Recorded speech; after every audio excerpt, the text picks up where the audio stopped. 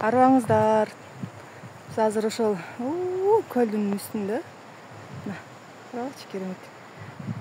Чолпон ата деген мазарга келдик. Бул жерде мына корабль, таш. Анан бул жакта жогоруда Чолпон атанын мазары. Анан бул жерде, бул жерде бир 100 метр болгон ата жатат экен. Эми ушулар жөнүндө кенен айтып берсеңиз. Азыр эмеде турабыз. Чолпон ата мазарында. Бул жерде көп киши билет. Мен да биринчи келгенде оякка кеткенде биякта асканын бетинде жылаңга окшогон бактар бар болчу. Келдим ара ошого бартыбыз. Кийин келсе мына сел жүрүп, ал бактын баары тең жок. Дүмүрү жок, эч жок, таң калып калгам. Анан жандагыларды трансфер салып карасак, улуу, чоң улуу, аябай зор ата келип бактары жылып атканын көрүп да. Мен бул эмнеге жылып салды анан өзүм изилдей баштадым. Көрсө, бул турган таш. Бул биздин аталар үстүнкү аламдан ушул таш менен келишкен да. Таш бул азыр таш көрүнгөн менен мындай караганда машинага окшош да. Корабль болгон. Аталар ушуга үстүнкү аламдан таштын ичине кирип алышып, анан бияка келишкен. Ошон үчүн биз топурактан жаралган адам атанын балдары эмес, нурдан бүткөн кыргыз элбиз. Ошо аламдын үстүнкү аламдан келгенбиз. Анан ушул таштан чыгып, анан бияктан бир образды кийип, анан ошо менен милдеттерин аткарышкан. Анан карасаңар деле мындай караганда машинага окшош да, баягы. Ташта жанырып келип атканда, өй жактан келип атканда. Тренер болот да. Тренерден жанагы эме кылганда мындай жалпагыраак болуп калган. Чындыгында мындай карасаңар тиги машинанын формасы турат да. Тура. Анан биз келген кезде мен бияка көп киши менен келдим. Анан касиеттүүлөр ар түрдүү жол менен көрөт анан. Көбүнчөсүн айтпайм, алып келип жанына алып койсоң сүйлөй баштайт. Биякта номер бар экен, биякта тиги фарасы бар экен, анан биякта тиги дөңгөлөгү бар экен. Анан ошол биз билгенибизди айтабыз, анан ишенесиңер, ишенбейсиңер, ал адамдардын өзүнүн эрки.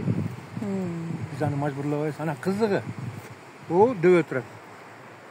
Бул дөбөнүн үстүнө дагы биз үстүнө бир керемет таш бар, сыр коюлган. Анда жандырмадан чечип, ошо жака келип мал союп, тилөө кылып, анан ошо жака чыгып, ташты орнотконбуз. Мына көрсө бул тоо эмес экен. Жанагы биз көргөн кара бою где-то бир 100 метрлик. Атанын жаткан, сөөгү жаткан жер. Мына бүгүн биздин боюбуз 1.80. Анан өткөндө койгондо жанагы кичине дөбө болуп атпайбы? Адам размери көрсөтөт. А бул жерде атабыздын бою 100 метр болгондугу үчүн бул ошол атабыздын эмеси, мүрзөсү да. Аны жатканын көргөнбүз. Анан көрсө, адам кичирейген сайын дөбөсү кичирейип жүрүп турган да. А биз мындай карасаңар тиги тоодо ойлойсуң. А чындыгында пейтеттен карасаңар, бул орто жайык өрөөн, а бул ортодо турат да. Немелер көрүнбөйт экен. Тоо буяка тоого кошулбайт. Таптак эле тиги топуракта көргөнбүз. Анан ошондо бул жер мына Чолпон атанын айтып коет го, тиги жылдыз санаган. Жылдыз санабай эле ошо жылдыздан келген деген сөз чыгат да. Ал киши ошо келгенден кийин, жерге бияка келгенден кийин. Анан дайым эле тиякта карайт да, өзүнүн келген жагын. Анан ошон үчүн тиги жылдыздар санап атат, жылдызды карап жүрөт деп айтып койсо керек да. Чындыгында бул таш корабль болгон. Ошон менен келген, ушундан чыгып жумушун, миссиясын аткарган. Андан кийин миссиясы бүткөн кезде дене корпусу бул дөбөдө коюлгандагы өзү кайыпка өтүп кеткен. Анткени бул мазар турган жердин баары тең портал, кайыпка турган эшик да. Ошол менин билгеним. Анан буга азыр көп киши ишенбейт. Бул түшүнүктүү нерсе. Ал үчүн мен кишилерди деле күнөөлөбөйм.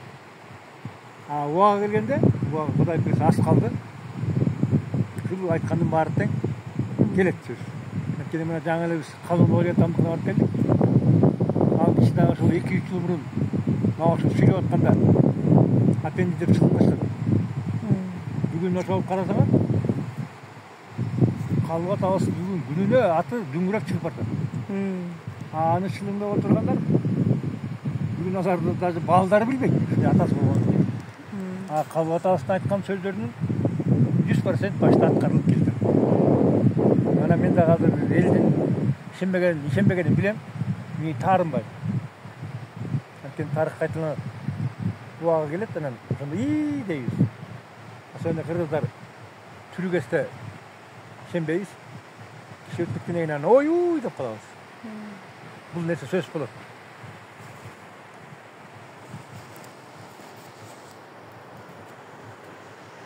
Таң калышты да, боякта тиги аска бар болчу мындай. Анан суу такайып жатты. Анан асканын бетинде жоорун мондай жыйнотуп бактап жылаанда монт кеткен. Анан ошого барчубуз да. Анан кийин барсак эле жок, бирөө айтып калды, чөмө барсак жок экен. Анан мен да бардым, барсам жок.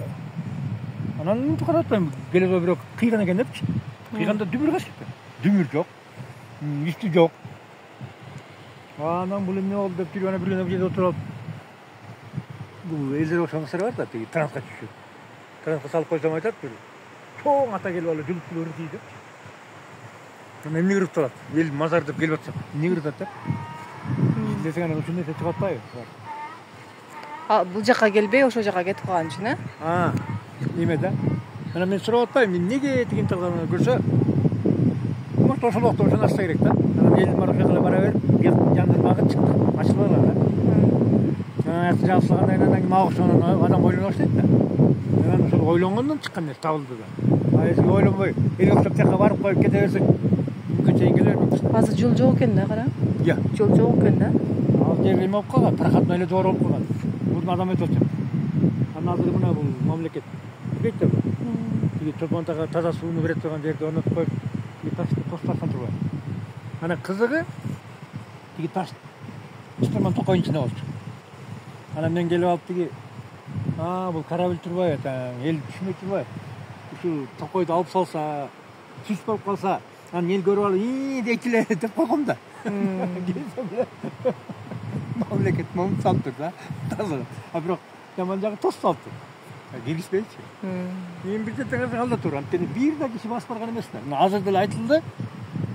Киши келбейт да, ишенбейт да. Азыр деле келбейт. Демек улуу бийик дүйнөдөн келген аталардын жаны ушул неме менен келген экен да. Муну айтканда эми биздин биринчи аталарыбыздын немеси да, корабль менен кечкен. Анан муну менен канча жан келди, аны эми кийин билебиз го, Кудай буйрса. Бирок билем да. Анткени мына машинеге азыр үчөөбүз келдик го. Кээ бир машинеге 5 өтөт, кээ бир машинеге 20-30 киши өтөт. Анан бул машина менен эле бир ата келди дегенге эле мен каршымын да. Анан бирок аталар келген үчүн, ал аталарды биз көргөнбүз. Эми чоң да, мен божомолду айта аламын, 50-100 метр деп. Алардын эми руху эле батат да, жана көзгө көрүнбөгөн руху. Аларда үстүнкү аламда дене көрүнүш жок да. Эл таң кала берет да, эмнеге ал чоң анан канча кирет. Үстүнкү аламда дене көрүнүш аякта деле жана булут сыяктуу эле. Или облик тигип кире берет да. Анан бияка келгенден кийин анан дене көрүнүш салат. Бирөөнү тандайт, ошого киет.